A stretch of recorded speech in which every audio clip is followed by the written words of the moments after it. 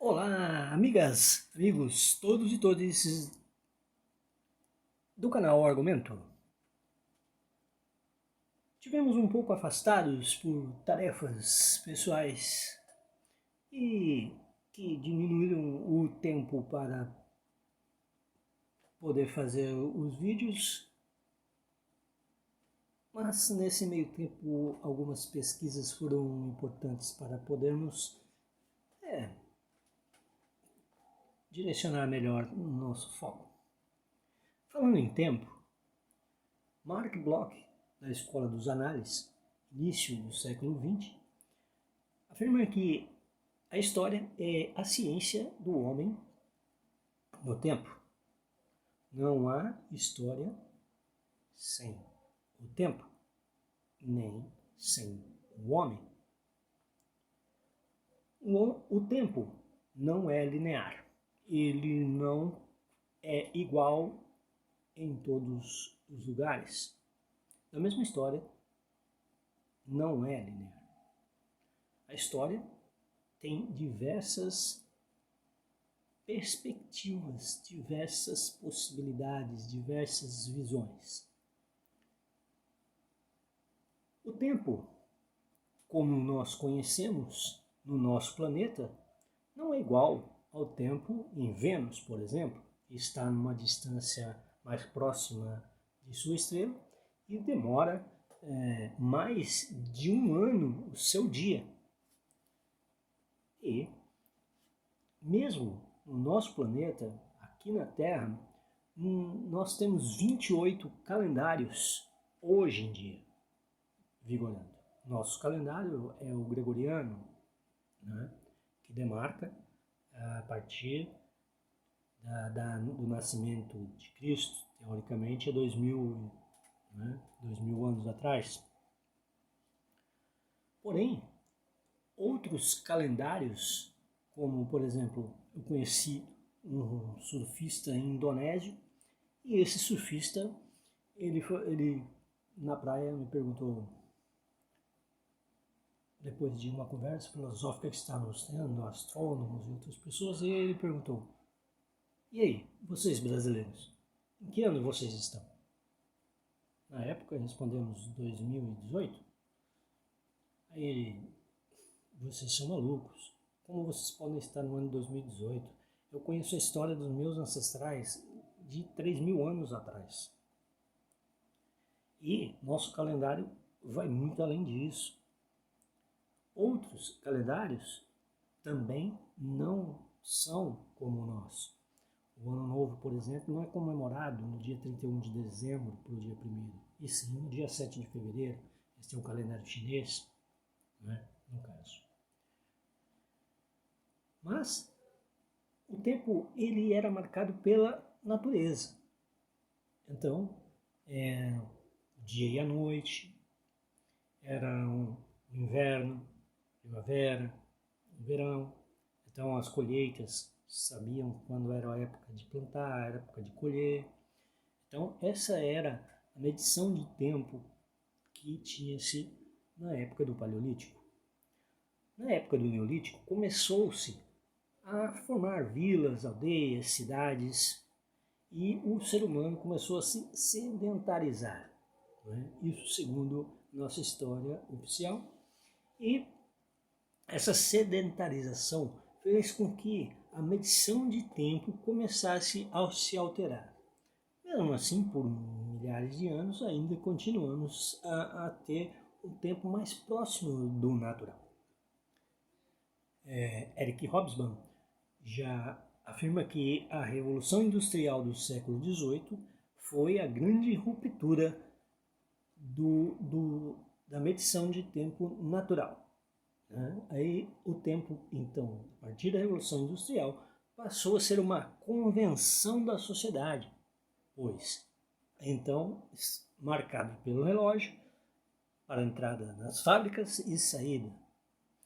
E as pessoas começaram a acostumar com esse tempo. Hoje nós nem imaginamos como seria, né, o tempo sem um relógio. As pessoas estão sempre correndo, as pessoas estão sempre com hora para isso, com hora para aquilo, né? Aí tem muita gente que não vive assim. Se você for em tribos na Amazônia ou na África, eles não sabem nem o que é um relógio ainda, nos dias de hoje. Então, essa modificação, essa transformação, ela foi uma das imposições que levaram o ser humano a, a mudar essa medição. E levou o homem a vender a sua mão de obra, né? A única coisa que ele tinha. A burguesia tem o capital e o proletariado a mão de obra. Voltemos bem atrás no tempo para falar dessa mão de obra, qual no tempo de Roma eram escravos. E na época não eram os negros que eram escravos, dito, mas prisioneiros de guerra, pessoas que tinham dívidas. Então, essas pessoas eram escravizadas. Roma, a partir do evento do cristianismo, começou a ter outras perspectivas, né? E na Idade Média, então, começou a ter os servos. Os senhores feudais, que lutaram aí, principalmente depois das invasões bárbaras, né, contra o Império Romano e acabaram destituindo-os. Falaremos desse mais especificamente em um outro momento. Eles mudaram o sistema econômico vigente para os servos, né? Havia a nobreza, havia o clero, havia a burguesia, né? E havia os servos. Os servos, eles não eram escravos, mas eles eram como se fossem. Eles tinham o direito a um pedaço de terra, mas eles tinham que pagar por utilizar essa terra. Então, uma parte de tudo que eles produziam iam para os senhores feudais. Com o passar dos tempos, a Idade Média teve um longo período, surgiram pensadores que foram alterando o modo de pensar da sociedade e da visão de mundo, né? Veio Copérnico com a teoria do heliocentrismo, no qual foi condenado por isso, né? E suas ideias foram proibidas. Galilei foi julgado, inclusive, por apoiar as ideias de Copérnico, né? E então, antes se tinha o geocentrismo, onde a Terra era o centro, e aí passou a se entender o heliocentrismo, onde o Sol é o centro. Hoje nós sabemos que nem mesmo nosso sistema planetário não é o centro da galáxia, nem a galáxia é o centro do universo. Nosso sistema planetário está no braço de Orion, aí bem na periferia, vamos dizer assim, da galáxia. E esse início, nessa mudança de pensamento que o Renascimento trouxe, começou então a alterar a vida social das pessoas, né? Mas o Renascimento ainda não foi a grande modificação. Tivemos muitos autores, nós tivemos Maquiavel, que foi realmente que transformou a ideia da política, né? Nós tivemos, depois, daí para frente, nós tivemos Rousseau, Immanuel Kant, e aí a ideia de como se pensava uma sociedade começou a se alterar. Os senhores feudais e a burguesia começaram a se incomodar com o poderio que a igreja tinha e então começaram a surgir revoltas. Tivemos as revoltas camponesas, tivemos a peste negra, né? As cruzadas, que eram para trazer dinheiro em nome de uma guerra santa, mas que trouxe recursos, né?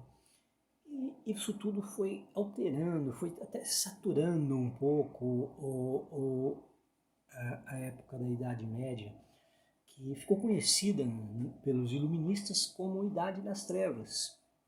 Algumas pessoas contestam, mas realmente havia o obscurantismo da religião que dominava o povo naquela época. Não se podia questionar, era chamado herege. As pessoas iam para as fogueiras, mulheres principalmente, chamadas de bruxas. Qualquer chazinho que fizesse podia, era arriscado. Questionar, nem pensar. E isso, os estudiosos da época, os intelectuais da época começaram também a se incomodar com isso. Então, o iluminismo ele surgiu justamente em contraponto com esse obscurantismo e colocando a razão como um parâmetro a ser seguido. Surgiram diversas ciências naturais, em primeiro, e a forma de comércio que existia começou a se transformar. O mercantilismo foi a faísca do que nós hoje vivenciamos, impositivamente é claro, chamado de capitalismo, né? Então o mercantilismo é que deu os primeiros passos para o capitalismo.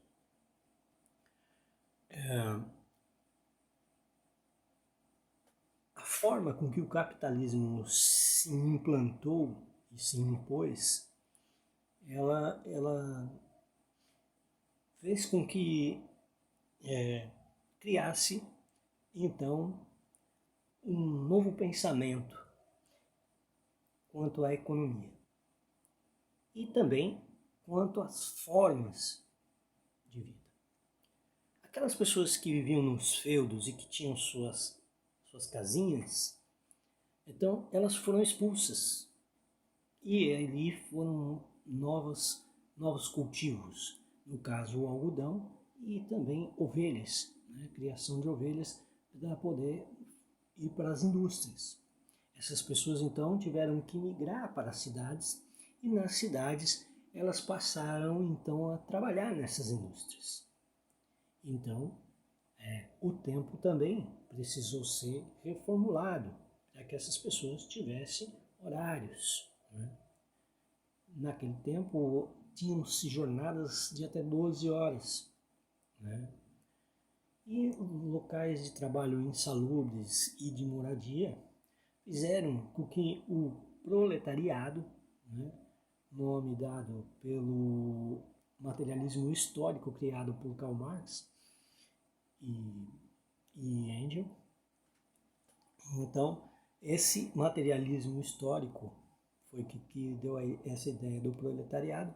Esse proletariado ele começou a criar movimentos sociais contra essa insalubridade, contra essa desigualdade que havia se feito contra eles, né?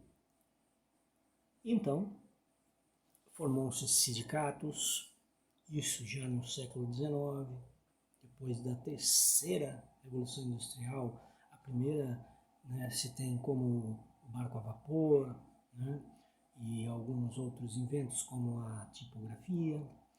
Já na terceira Revolução Industrial, então veio a eletricidade, o petróleo, né, e as fabricações em série, né, as máquinas tomando conta, né, no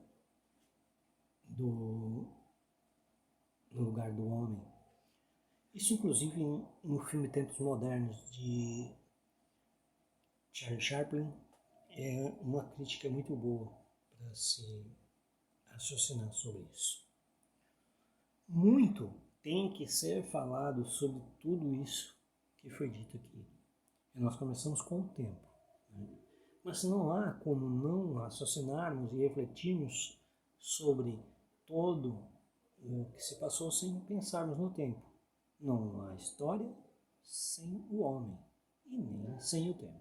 Então a cronologia colocada pela historiografia é importante para a própria história, para que possamos demarcar esses tempos. E que muitas vezes tem datas, mas essas datas não são exatamente aquilo que estão nos livros. Mas é um parâmetro para se poder falar sobre os assuntos. Nós traremos vários autores, ainda um por um, dentro desse assunto que nós estamos. Começamos uma série agora. Então, para nós podermos entender aí como se formou e se implantou o capitalismo e como Karl Marx também colocou o socialismo como uma forma de se melhorar o que estava, né? O capitalismo que se implantava. Lógico que quando chega na mão do homem, ele transforma tudo. Né? Lenin pegou a ideia, transformou o comunismo numa coisa em que há muitas críticas a fazer sobre ele.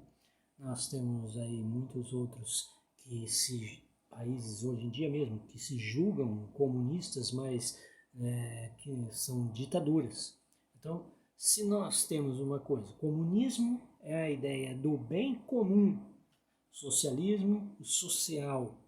Então, se nós pegarmos a ideia na sua nascente, nós vamos ver que ela era boa, mas que quando chega na mão do homem, né, você vê, nós, os seres humanos, somos um câncer nesse planeta, pois o capitalismo faz com que nós retiremos todas e qualquer